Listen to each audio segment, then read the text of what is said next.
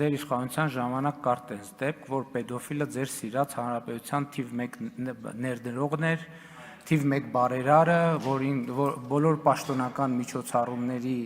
ամենաակտիվ մասնակիցը եւ այլն եւ այդպես շարունակ։ Ես ասում եմ այն դեպքը, որ դատարանով հիմնավորվել, ապացուցվել է եւ այլն եւ այդպես շարունակ։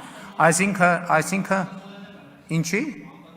Այո, եւ այդպես շարունակ։ Այսինքն այդ Պեդոֆիլներին բարձր պաշտոնների եւ պատվավոր տեղերի արժանացնելու դեպքեր մենք տեսել ենք ձեր իշխանության տարիներին, իսկ ընդհանուր առմամբ ելի եմ ասում ձեր ասածը համարում եմ էժանագին սպեկուլյացիա, որովհետեւ եթե գանձերի մասին ենք խոսում, ձեզնից եւ ձեր ֆրակցիայից ավելի ուժեղ գանձ չկա